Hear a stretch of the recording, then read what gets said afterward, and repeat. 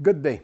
I'm Jean Lebel, the president of the International Development Research Center, IDRC, based in Ottawa, but today visiting Uruguay with my good friend, Florencia Ripani from Fondation Ceibal. Good morning, Florencia.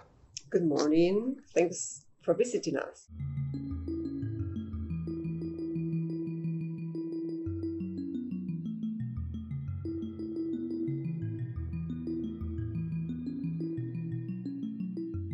We have these devices. Steve Jobs presented this first iPhone in 2007.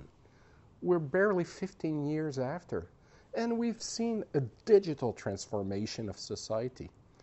In Uruguay, the first step was around deployment of technology. Talk to us a little bit about, what was successful. So the idea was that just providing computers, children or students will become more included into the digital age. Uruguay was unique because the country managed to successfully deliver one computer per student at primary education and providing connectivity to every primary school in Uruguay. And did it make a difference?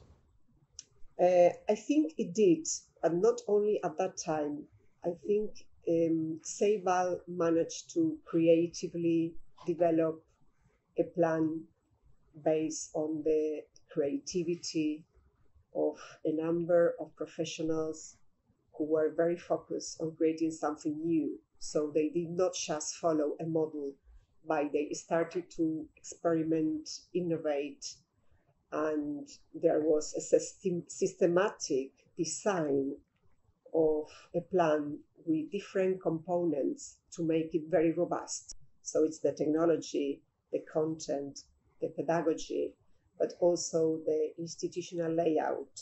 So Ceibal interacts with the national education authorities, with other organizations which are part of the government, with civil societies, with international organizations, and decided to create Ceibal Foundation in 2014, having the view that in order to provide sustainability to the services that it was providing, it was needed to develop research and innovation systematically, and focusing the attention also in building networks, regional and international networks, to share knowledge and to acquire new knowledge. And that's probably one of the most innovative things that has happened in the recent past with Ceibal.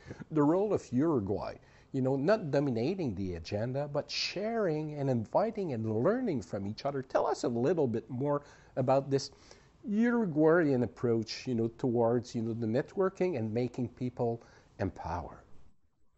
Well, Uruguay managed to become possibly one of the most prominent digital education initiatives in Latin America and possibly in the world. Yeah. So countries in the region normally tend to contact Ceibal to look for answers and to look for some orientations and directions in relation to the challenges that they have to face. The foundation managed to systematically develop a project or several projects to attend those needs. And I have to say that we did that with the support of IDRC, which was fundamental, as IDRC provided us funding and technical support to create a regional network of digital education, which is called ADELA. ADELA stands for? Latin American Alliance for Digital Education. Okay.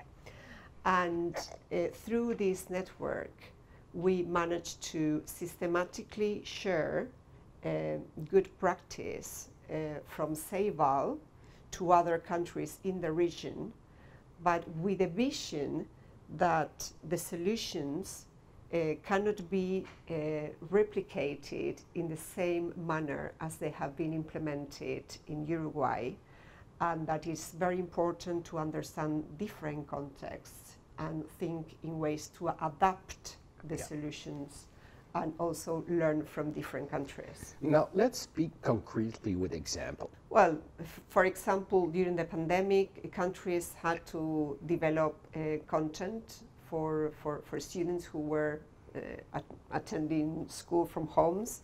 And so from Ceibal, we organized through ADELA specific training for our countries to teach them how to make open educational resources and using Ceibal system, and several countries in the region implemented this. We help them to develop content, to, for example, to buy specific devices, but also to run research projects. And we do this with the National Agency of Research and Innovation from Uruguay, also with support from IDRC. And we have helped, for example, Honduras to develop projects to use adaptive technology for disabled students. So the richness in this network is we provide specific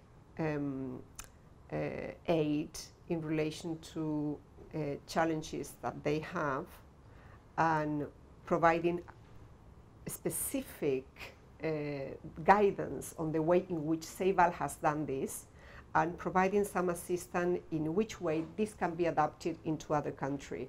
This is one part of the projects that we run here, which is the network aspect. And then we have some research projects and applied research projects, which are more important initiatives, such as the KICS initiative, or initiatives that we're implementing, for example, in Paraguay to make a proof of concept to implement a math platform, and more long research projects. Long-term research projects. Which look into the characteristics of the countries specifically.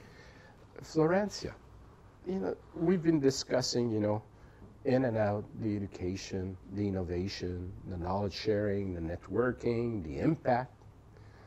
But let me ask you in closing this conversation, what is the next frontier? Where do you see, some fertile ground for the future of research on education and innovation?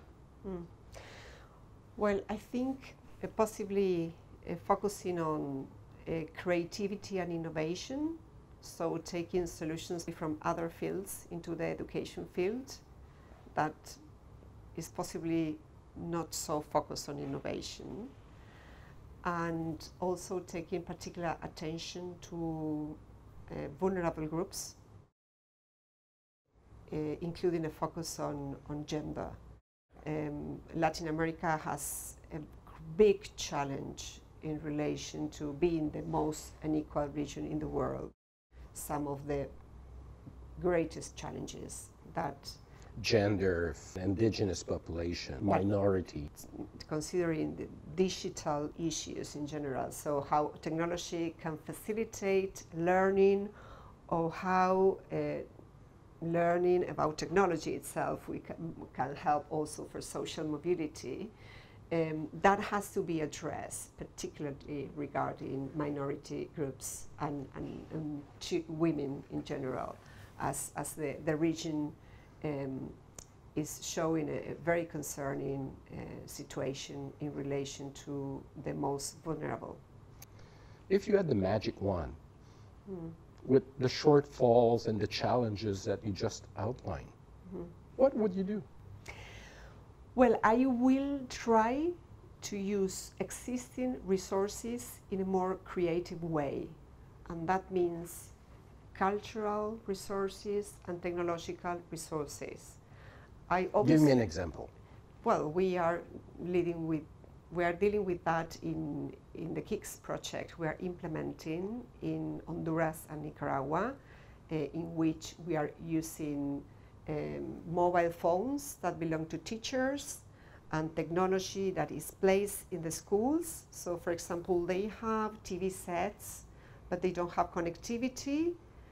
But we found that teachers or have connectivity at home, and they can download, for example, videos and take a memory stick to the schools, and then they can play a video.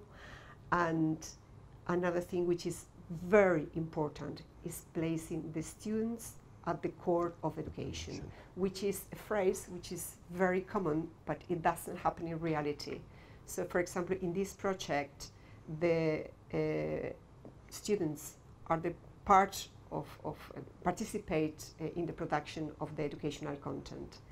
They tell the stories about their communities, rural communities, the natural heritage, the animals, the cultural activities that they perform, and while they share these very important aspects of their identity, they create content for educational projects. So they are in the center, and we use the participatory design and collaboration with teachers and the community to develop content and to distribute content.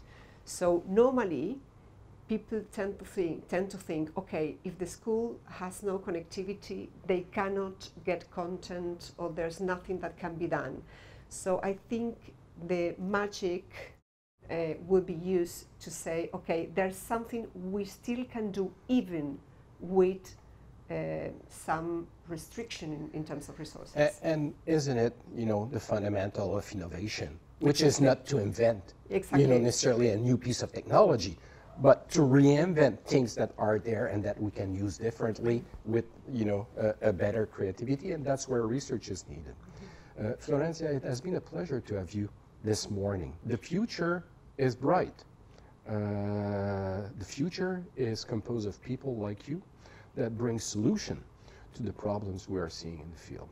I really wish you the best in the future, and the best to your colleagues, in order to have a world that is better educated and can contribute to a more inclusive and sustainable society. And today, and tomorrow, and the day after tomorrow, we will still need education, and good education for all. Canada can learn from it. All the countries around the world can learn from it. That's what we're trying to do with KICS, and you're part of that journey. Thank you very much. Thank you very much. I just would like to say that we are just an interface in the middle of a network also, because we receive money from IDRC, the Global GP. Partnership for Education, and we also have a number of collaborators and institutions in different countries, and teachers and students from whom we also learn. So it's a pleasure for us to be part of this network, which is the landscape of implementing development projects and trying to innovate. And IDRC has also always been very supportive with Fondation Ceibal, and had a key role in creating groundbreaking networks such as ADELA.